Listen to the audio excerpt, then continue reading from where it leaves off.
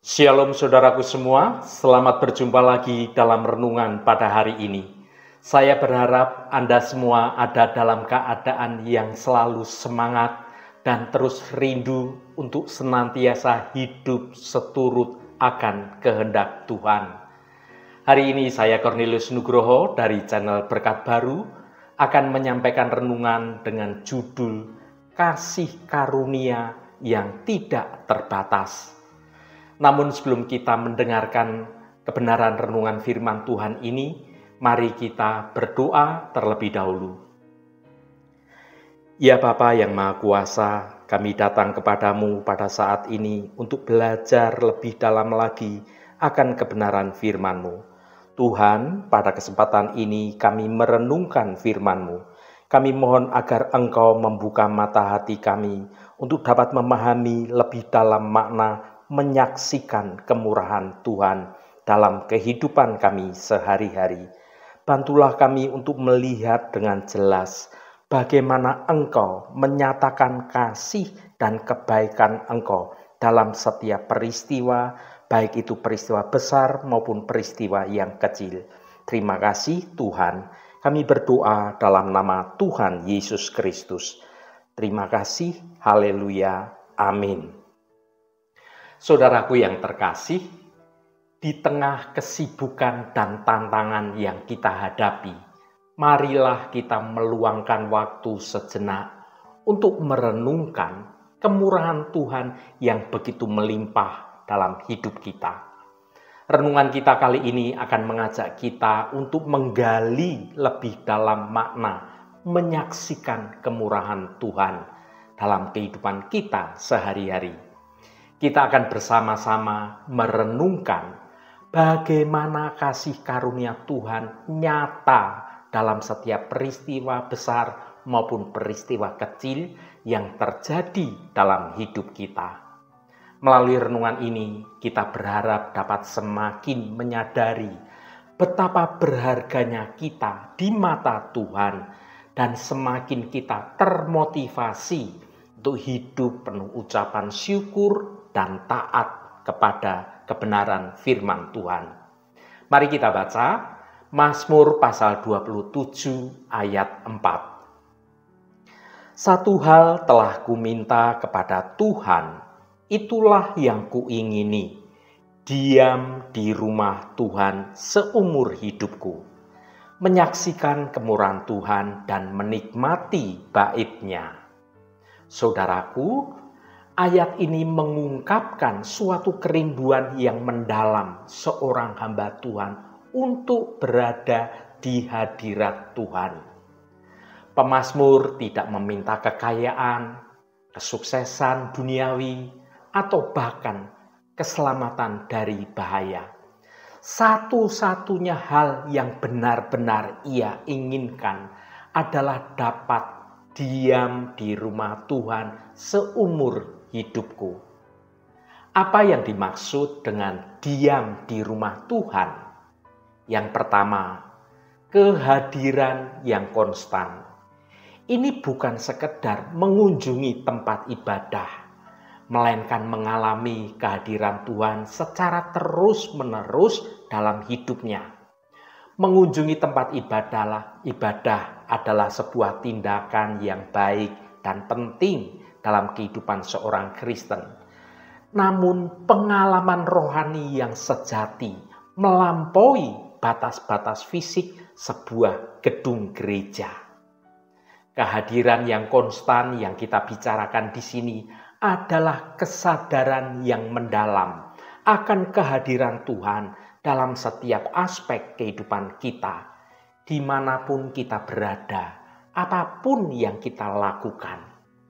Ini bukan sekedar mengetahui tentang Tuhan, tetapi memiliki suatu hubungan pribadi yang begitu dekat dengan Tuhan.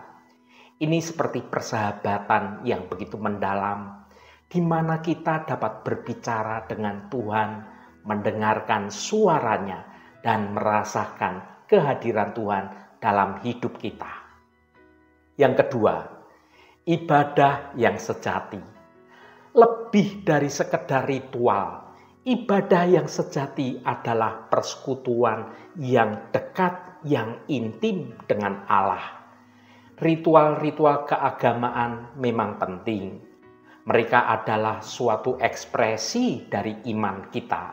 Cara kita menyembah, cara kita memuji, dan cara kita menghormati Allah. Namun ritual semata itu tidak cukup. Ibadah yang sejati adalah gaya hidup anak-anak Tuhan.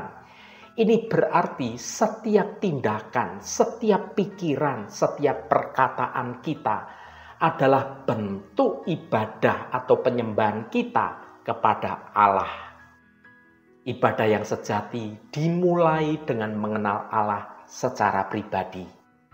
Melalui pembacaan dan perenungan firman Tuhan, melalui doa-doa kita, pujian kita, penyembahan kita, kita akan semakin dapat memahami karakter dan kasih dari Allah Bapa. Yang ketiga, perlindungan dan keamanan.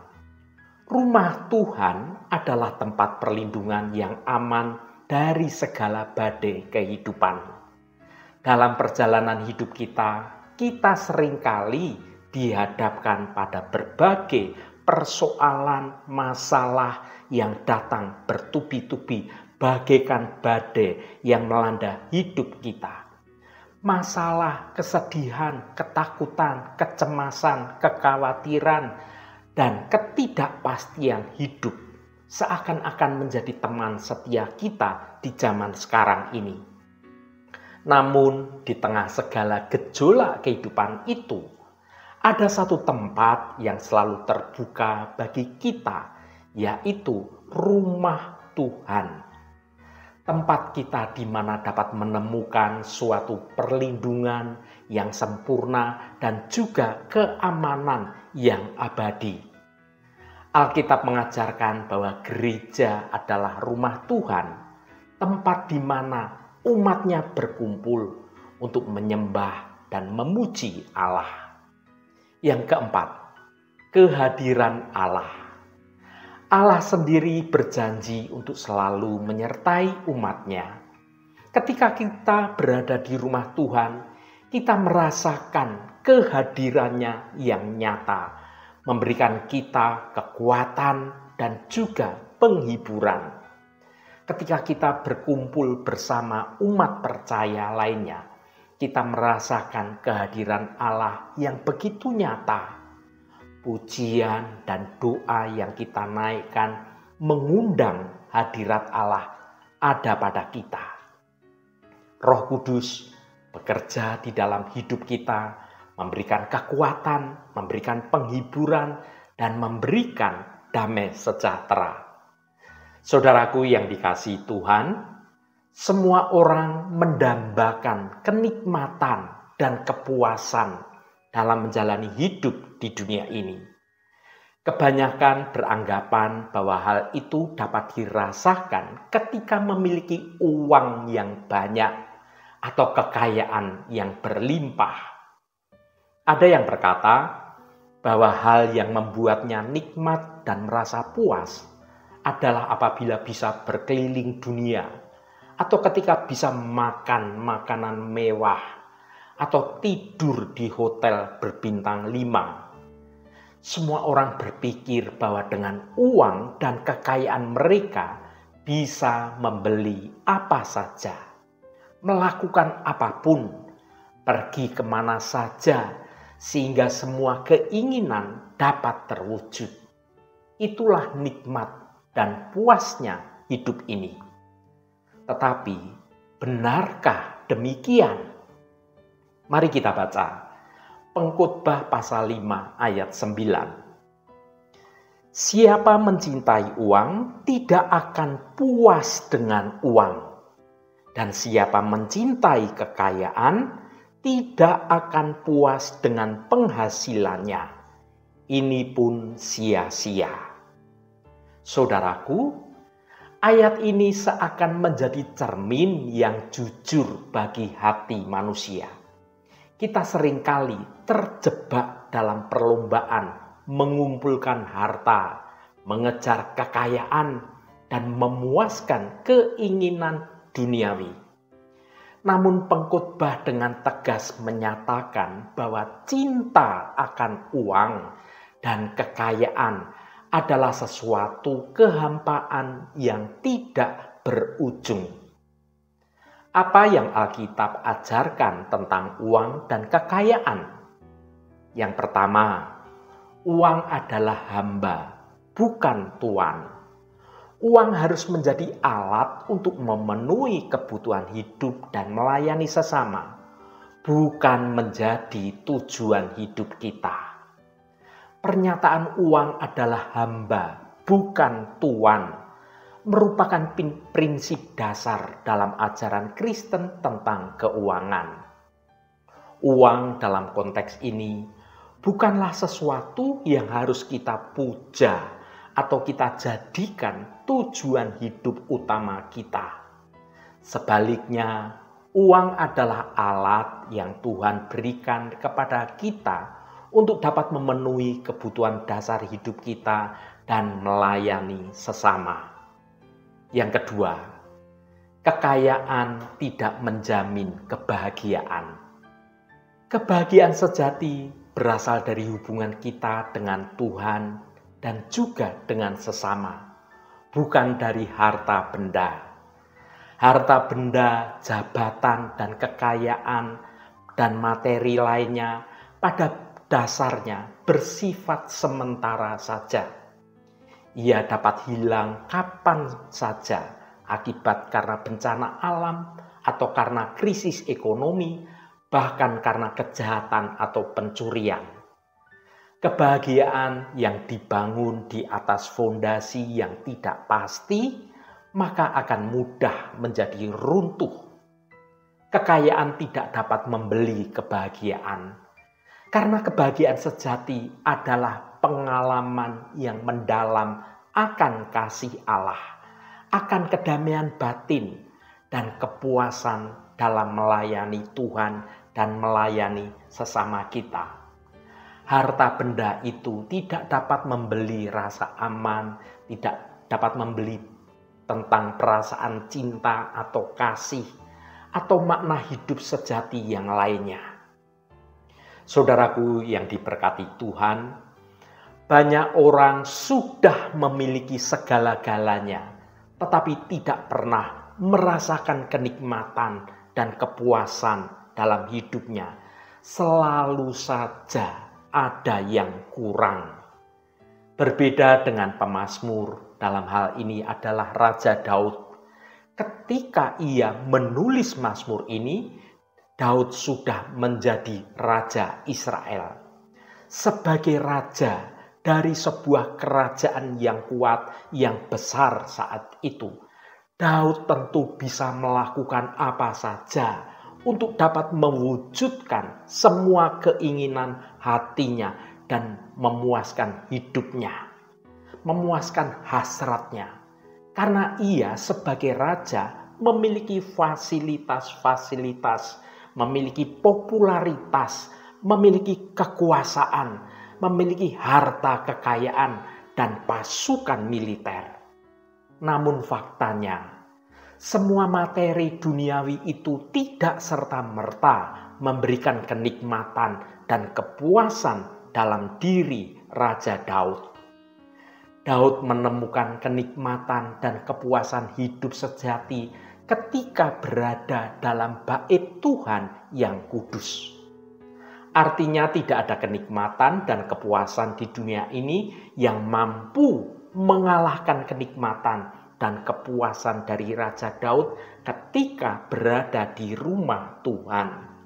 Membangun persekutuan yang karib, yang dekat, yang intim dengan Tuhan, dan mengalami perjumpaan secara pribadi dengan Tuhan. Hal ini tersirat dari pernyataan Raja Daud yang berkata, "Diam di rumah Tuhan seumur hidupku, menyaksikan kemurahan Tuhan dan menikmati bait-Nya." Saudaraku, kekayaan duniawi hanyalah bagian kecil dari kehidupan kita. Kebahagiaan sejati berasal dari hubungan kita dengan Tuhan dan juga dengan sesama. Dengan mengutamakan kekayaan rohani dan hidup dalam kesederhanaan, kita dapat menemukan kedamaian, kepuasan, dan makna hidup yang sejati bersama dengan Tuhan. Haleluya, Tuhan memberkati kita semua. Mari kita tutup renungan ini dengan berdoa. Allah Bapa yang kami sembah dalam nama Tuhan Yesus Kristus, terima kasih atas kebenaran firman-Mu yang sudah kami dengar pada hari ini. Ya Tuhan, kami mengakui bahwa seringkali kami terlena oleh hiruk-pikuk dunia ini. Kami terjebak dalam rutinitas yang membuat kami melupakan betapa berharganya waktu untuk bersama dengan Engkau. Namun melalui renungan hari ini, Engkau mengingatkan kami akan satu hal yang paling kami butuhkan, untuk diam di rumah-Mu seumur hidup kami. Bapa, kami rindu untuk terus menyaksikan kemurahan-Mu terjadi dalam hidup kami. Kami ingin mengalami secara nyata kehadiran-Mu dalam setiap langkah hidup kami sehari-hari. Biarlah rumah-Mu menjadi tempat persembunyian kami, tempat di mana kami menemukan kedamaian dan kekuatan. Kami mohon ya Tuhan, bantulah kami untuk lebih tekun dalam membaca dan merenungkan kebenaran firman-Mu. Biarlah setiap kata-kata-Mu menjadi nyala api yang menghangatkan hati kami. Kami juga mohon agar Engkau menguatkan iman kami, sehingga kami dapat yakin melangkah dalam kehendak-Mu. Terima kasih Tuhan, Roh Kudus yang akan menolong kami, untuk kami dapat sungguh-sungguh mau mendengar kehendak-Mu dan rancangan-Mu yang baik terjadi dalam hidup kami. Tuhan, berkatilah kami di sepanjang hari ini, dalam segala tugas dan aktivitas kami, dalam studi dan pekerjaan kami, dalam pelayanan kami, dalam usaha kami, dan dalam segala hal. Tuhan akan berkati, dan kami memiliki hidup yang menyenangkan hati Tuhan, dan hidup kami dapat menjadi berkat juga bagi sesama kami. Tuhan, secara khusus kami berdoa untuk saudara-saudara kami dimanapun berada, yang saat ini sedang menderita sakit atau sedang mengalami pergumulan dalam hidupnya. Kami mohon jamahan-Mu agar kuasa penyembuhan boleh terjadi dalam nama Tuhan Yesus Kristus, sehingga saudara-saudara kami yang sakit akan menerima kesembuhan yang datangnya dari Engkau. Jamahan dan lawatan Engkau juga terjadi pada saudara-saudara kami yang saat ini sedang dalam pergumulan. Engkau bukakan jalan keluar bagi mereka, agar hidup mereka boleh menikmati berkat-berkat kemurahan-Mu. Berkati mereka yang hari ini berulang tahun Tuhan, Engkau tambahkan 1 tahun lagi. Terima kasih buat anugerah-Mu, umur panjang di tangan kanan dan kekayaan serta hormat di tangan kiri. Berkat Tuhan mengalir bagi setiap mereka yang hari ini berulang tahun. Terima kasih Tuhan. Segala hormat, pujian, dan ucapan syukur hanya bagi nama-Mu Allah yang kudus. Saudaraku, mari kita berdoa. Bapa kami. Bapa kami yang ada di surga, dikuduskanlah nama-Mu, datanglah kerajaan-Mu, jadilah kehendak-Mu di bumi seperti di surga. Berikanlah kami pada hari ini makanan kami yang secukupnya, dan ampunilah kami akan kesalahan kami, seperti kami juga mengampuni orang yang bersalah kepada kami. Dan janganlah membawa kami ke dalam pencobaan, tetapi lepaskanlah kami daripada yang jahat. Karena Engkaulah yang empunya kerajaan dan kuasa dan kemuliaan sampai selama-lamanya. Saudaraku, bukalah hatimu dan tengadahkan tanganmu. Terimalah berkat Tuhan. Tuhan memberkati engkau dan melindungi engkau. Tuhan menyinari engkau dengan wajah-Nya dan memberikan kasih karunia. Tuhan menghadapkan wajah-Nya kepadamu dan memberikan damai sejahtera. Berkat anugerah dari Bapa Surgawi, cinta kasih karunia dari Tuhan Yesus Kristus, dalam persekutuan dan penghiburan Roh Kudus, menyertai kita semua sekarang ini dan sampai selama-lamanya. Dalam berkat Tuhan Yesus Kristus, haleluya, amin. Puji Tuhan, saudaraku semua, saya percaya firman Tuhan hari ini sudah menjadi berkat yang akan menuntun hidup kita semua. Saudaraku, mari kita terus mendambakan kehadiran Tuhan dalam hidup kita. Seperti Daud, sang penulis Mazmur yang merindukan rumah Tuhan. Dalam diam bersama dengan Tuhan, kita akan menemukan kedamaian dan sukacita yang sejati. Roh Kudus senantiasa menolongmu dan menuntunmu untuk hidup dalam jalan kebenaran Tuhan. Saudaraku, saya sangat senang sekali jika Anda berkenan memberikan komentar pada konten video ini dan bagikan renungan ini pada teman dan sahabat Anda agar mereka diberkati juga melalui renungan ini. Terima kasih saudaraku, sampai bertemu kembali. Shalom, Tuhan memberkati.